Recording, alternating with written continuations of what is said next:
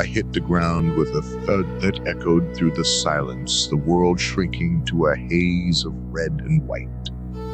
The iron gauntlet edge had sliced through my shoulder, a hot, living wound that made my breath catch. My left arm hung limp, dead weight, while my right hand clutched the broken hilt of the sword, its leather grip slick with rain and my own sweat.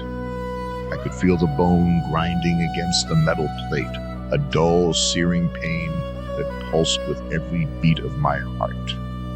The iron horseman stood over me, a statue of black metal and cold fury.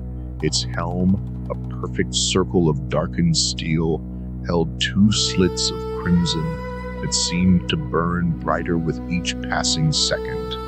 It lowered its lance, the black iron tip aimed directly at my chest. The air grew thick with the smell of ozone and hot oil, as if the machine itself were breathing. I could hear the hiss of steam from its chest grill, a low, continuous hum that vibrated through the earth. For a heartbeat, time seemed to slow. I saw the blue light flicker again, a ghostly pulse from the heart of the machine, then vanish as the horseman's arm moved forward. It was a moment of pure, unadulterated terror, but something inside me refused to yield. I remembered the words of the old master, "A warrior does not flee, for to flee is to die twice." And I remembered the weight of the broken blade in my hand, the memory of Sora's scream, the failure that had brought me here. I pushed myself up with my good arm, the world tilting and spinning as I tried to right myself. My right hand, still wrapped around the hilt, felt heavy and unsteady. The broken tip scraped against the ash-stained earth as I drew it upward, a motion so desperate it felt wrong. The sword, even in its ruin, seemed to respond. It sang a low, mournful note, a defiance in the face of death. The horseman took a step forward, its iron-shod foot sinking into the mud with a sucking sound. The lance descended, the tip just inches from my collarbone. I didn't move, I didn't flinch. Instead, I focused all my remaining strength on the broken blade, my eyes locked on the chest grill. The blue light flickered once more, brighter this time, a promise of what was to come. Then I lunged.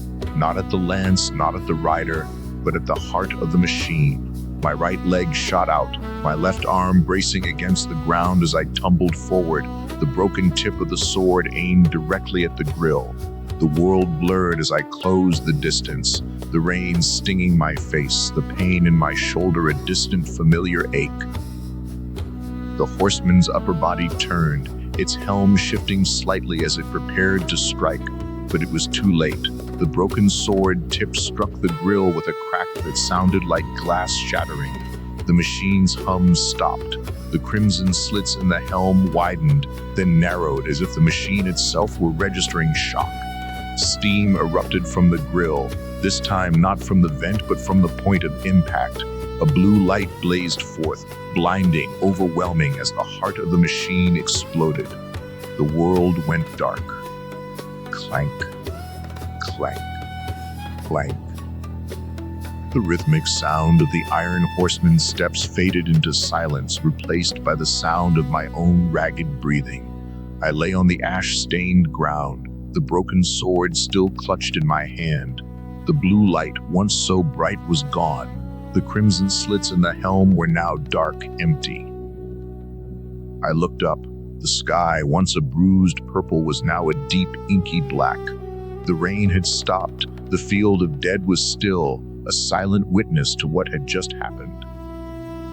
I pushed myself up, the world still spinning. My right hand felt heavy, the broken sword a weight I didn't want to let go of. I looked at my shoulder where the iron gauntlet had struck. The wound was still bleeding, but the pain had lessened. I could see the faint outline of the machined plates scattered around me, broken and twisted.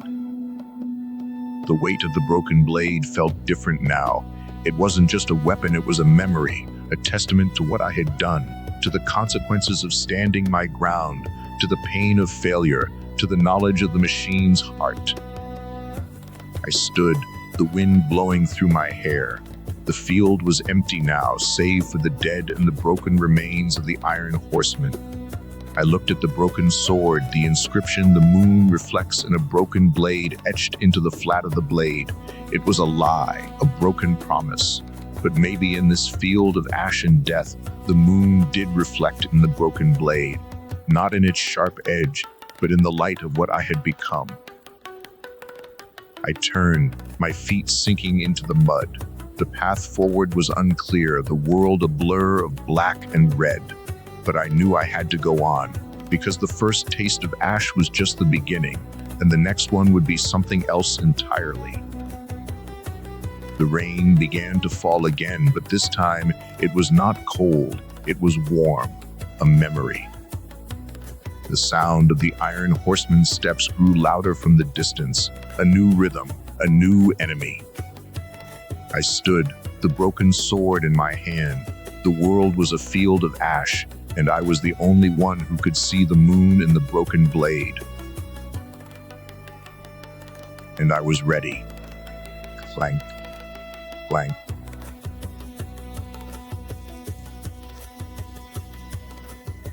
The red eye awakens and the path splits here. What lies within the helm? Is it a countdown to destruction? A trapped soul begging for release?